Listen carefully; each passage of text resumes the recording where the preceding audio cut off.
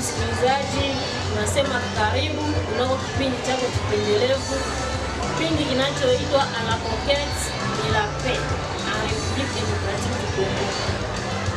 Tunatayarishwa leo kwenu na dada wenu Kavira Kerwa Denis. Tunapatikana kunako vile ya Butembo katika province ya Nord Kivu. Hawa ambao wao katika mafunzo ya somo la dini na wanachunga mpango huo uweze kukamilika, wakiwa na furaha kubwa sana kwa kuweza kumpokea kiongozi mkuu atakayosikiliza neno la pole atakaotoa kwa ajili yao. Pia pasipo kusahau, mji huu umeshambuliwa na wajambazi muda wa siku nyingi. Kulikuwa mauaji za kila aina, mauaji kiolela. Ndugu hawa wameendelea kujitoa kiroho pia kimwili, ijapokuwa magumu mbalimbali waliendelea wakiishi. Hawakukata tamaa, hawakuacha mafunzo yao, wameendelea hadi mwisho. Ndio maana utaendelea ukifuata nini yatatokea baadaye. Moi je réponds au nom de Mwendo Kouacha. Je suis séminariste de la propédétique Marie Pierre de Beni. Bon, il y a certaines périodes où on a parlé de massacres. Les massacres selon en fait lesquels nous avons vécu une période. On m'appelle Kasereka Faustin. Je suis séminariste et propédète du séminaire Monseigneur Henri Pierre de Ben Païda. Depuis certains moments, il y a massacre, il y a des tueries. Est-ce que les cours avaient bien évolué? Oui, depuis ces moments, les cours évoluaient normalement pour certains. Oui. Et puis, on procédait par... D'abord, c'était par la préparation au niveau de la conscience. Ça faisait partie, donc, les uns se tenaient bon, donc c'est santé beau dans ce climat-là. Oui. Alors, on s'efforçait toujours, malgré les massacres, les crépitements de balles, on s'efforçait toujours de suivre les cours avec courage. Est-ce que vous pouvez nous dire que vous étudiez aussi avec certains dont les parents ont été victimes de massacres? Je n'ose pas exprimer ça parce que nous n'avons pas étudié avec eux. Okay, bonjour monsieur. Bonjour madame. Pouvez-vous vous présenter à nos téléspectateurs? Moi c'est Mwendo Katariko Musondo ya propédète. Oui. Ok, pouvez-vous nous dire quelle est la psychologie que les propédètes vivent ces derniers temps dans leur communauté? Oui, nous vivons à Païda malgré le massacre qui se passe chez nous. Debout nous résistons au massacre aux alentours, mais nous sommes vraiment bien sécurisés, nous ne sommes pas traumatisés malgré l'insécurité. Moi je réponds au nom de Kambale Mwando Richard. Je suis en train d'évoluer au séminaire propédétique Monseigneur Henri Pierre de Beni Païda. Pouvez-vous nous dire quel est votre sentiment d'accueillir les cardinals? Il y a le message bien précis pour donner la condoléance à la population de Beni. Vraiment je suis content d'assister à la visite de son éminence parce que je constate que nous ne sommes pas délaissés, nous sommes suivis par beaucoup de gens. Alors ce message, je l'accueille avec joie, comme il va prier pour nous et il va informer aux autres qui sont dans les milieux dans lesquels il est venu. Je vous remercie. Merci. Bonjour maman journaliste. Tater. On m'appelle Kambale Kitraenda et jeune. Je suis séminariste et propédète. Oui monsieur Jean-Marie, pouvez-vous nous expliquer comment la population environnante de votre communauté a accueilli la situation qu'ils vivent maintenant, la période des massacres? Est-ce que la population a une bonne psychologie? La population vit dans la psychose ou c'est comment? La population d'ici à Beni, surtout de notre Nous communauté, profitons de la même occasion c'est en train d'accueillir ce qui se passe. Même s'il y a des conséquences de la guerre, des déséquilibres, du manque de la sécurité, nous essayons aussi de résister, de poursuivre les activités malgré les causes, malgré les problèmes. D'accord. les semestres sont toujours en train d'habituer aux conditions et climatiques. Est-ce que vous pouvez nous dire que la population est en train d'aller au champ comme d'habitude? Parmi la population, certains sont en train d'aller au champ, de poursuivre leurs activités quotidiennes. Et d'autres, ils passent la nuit à ville, craignant ce qui amène les déséquilibres dans notre entité. Charité pastorale dans ce contexte.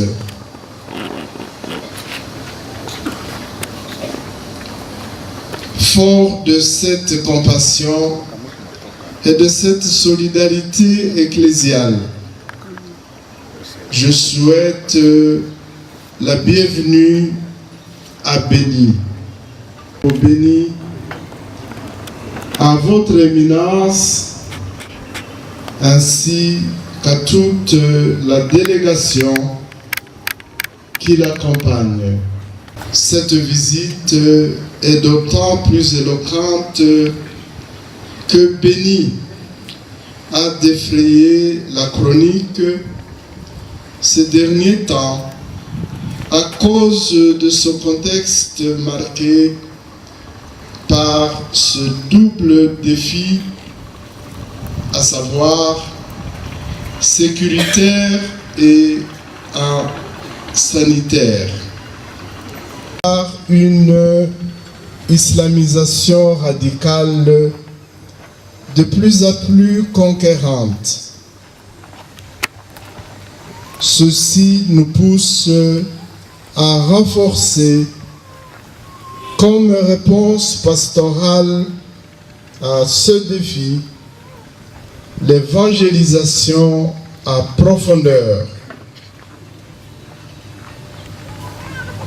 Pour revenir, je dirais que notre diocèse est en proie continuelle à une insécurité quasi générale de décennies. Celle-ci s'est caractérisée par la prolifération et la persistance de groupes armés, le phénomène ignoble des enlèvements, dont plusieurs de nous ont été victimes, parmi lesquels les 3 prêtres assomptionnistes, Père Edmond Bamtoupe Kissou, Père Jean-Pierre Mumbere Ndoulani et Père Hassan, et les 2 prêtres diocésains, Abbé Kipassa Charles Boromé et Abbé Akilimali Jean-Pierre. Cette insécurité s'est encore accentuée avec les tueries, les massacres, les déplacements importants des populations, la perturbation du calendrier scolaire et académique. C'est tout cela qui a fait dire à plusieurs, dont les évêques membres de la provinciale de Bukavu, en mai 2015, qu'il s'agit de véritables actes génocidaires, des crimes de guerre et des... Mesdames et messieurs, les autorités civiles, politiques, administratives, religieuses, militaires et policières de ce territoire de Béni, chers frères et sœurs dans le Seigneur, je suis venu vous transmettre la sollicitude pastorale et les salutations du Saint-Père François, qui est très préoccupé par la situation de population de Béni depuis quelques années. J'ai vu, j'ai écouté, j'ai palpé la misère criante et l'angoisse permanente du peuple qui n'aspire qu'à une seule chose, et le peuple de Béni, de Butembo, comme dans certaines parties de notre pays, n'aspire qu'à une seule chose, vivre en paix, travailler en paix. Excellences, frères et sœurs, ce jour me procure un profond sentiment de soulagement. Le simple fait que je suis ici, au milieu de vous, me renvoie à ma propre conscience de pasteur. Les informations qui me parvenaient d'ici et qui me troublaient énormément depuis mon arrivée hier, j'ai personnellement vu, entendu, écouté. Toutes ces réalités m'ont davantage renforcé dans mon angoisse et renforcé davantage ma peine de pasteur. Voir une telle souffrance imposée au peuple de Dieu, aux enfants de Dieu. En effet, notre fraternité dans le Christ, qui nous constitue en un seul corps, nous pousse à ne pas être en paix lorsque certains de nos frères et sœurs souffrent. Comment pouvons-nous être en paix ailleurs alors que vous ici, vous êtes soumis à un tel traitement qui révolte la conscience de l'humanité? Quand une partie du corps est malade, c'est l'ensemble du corps qui est malade. Votre souffrance, ici à Béni Butembo, devient la souffrance de l'ensemble de notre nation congolaise. Un Congolais consciencieux, digne de ce nom, ne resterait jamais indifférent face à ce qui vous arrive. Et c'est Saint Paul qui nous le dit. Si un membre souffre, tous les membres souffrent avec lui. Si un membre est honoré, est heureux, tous les membres se réjouissent avec lui. 1 Corinthiens 12, 26. Par ma visite au milieu de vous, ici, je voudrais exprimer à Monseigneur l'évêque de Butembo avec moi, exprimer à l'ensemble de la population de Butembo Béni ma proximité pastorale, ma proximité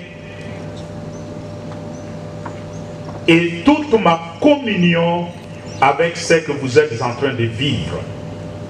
Et cette communion, je l'exprime de façon particulière vis-à-vis de son Excellence, Monseigneur Melchisedec. Je voudrais ici vous remercier tous, et particulièrement Monseigneur l'évêque, pour son invitation et pour l'accueil combien chaleureux vous m'avez réservé depuis mon arrivée ici.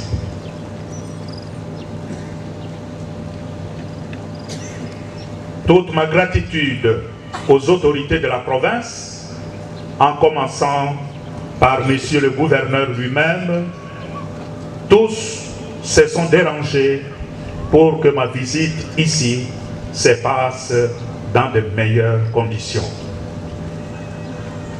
C'est le lieu pour moi de vous dire toute ma gratitude. C'est l'occasion pour moi d'exprimer mes sentiments de remerciement envers tous les autres qui sont là, même ceux qui prient dans d'autres confessions. Dimanche 15 à lundi 16 décembre 2019, 11 civils, c'est-à-dire des innocents, soient égorgés comme des bêtes par de soi-disant ADF à Kamango. Pourquoi?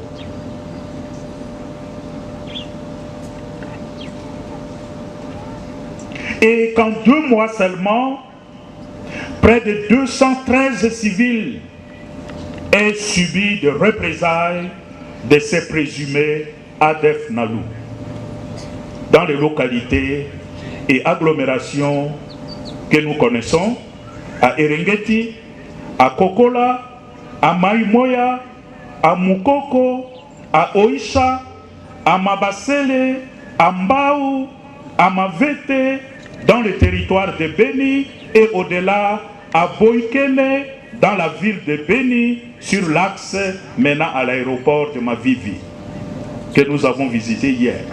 Pourquoi? Ces gens, quel mal, quel péché ils ont commis? Ce sont des innocents. Qui peut admettre que dans le sud Kivu, et si nous jetons nos regards plus loin, dans la plaine de Fizi, au sud, dans le haut plateau, et encore plus au nord, dans l'Ituri, des attaques contre des civils et affrontements entre de groupes armés se multiplient ces derniers mois, entraînant le déplacement de populations et une forte augmentation des maladies, dont la plus terrible, dont le monde entier en parle, et que l'épicentre se trouve ici, dans les territoires de Beni, particulièrement dans la localité de Mangina. C'est la maladie à virus Ebola. Pourquoi? Pourquoi cette conjugaison de tous les malheurs ici chez nous?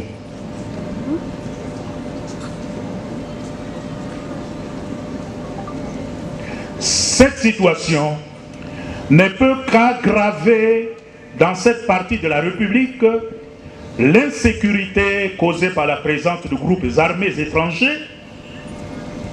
Et tout récemment, on me rappelait aussi la situation à Bunia, qui fonctionne un peu de la même manière. Devant cette désolation,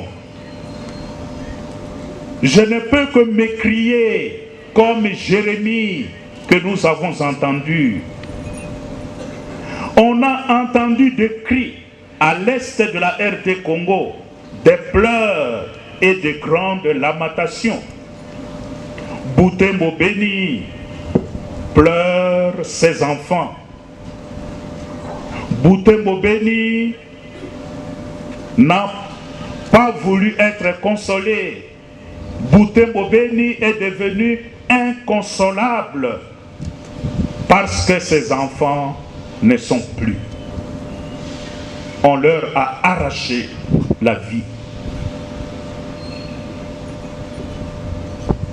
Frères et sœurs, la liturgie de la parole de ce jour, en cette fête des saints innocents, tout en nous apportant une consolation, nous offre la clé de compréhension de cette triste réalité que nous sommes en train de vivre.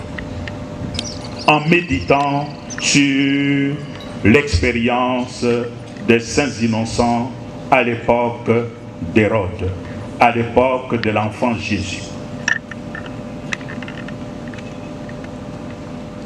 Premièrement, il y a nécessité d'arrêter la banalisation de la vie de pauvres et de plus petits. La vie a un prix.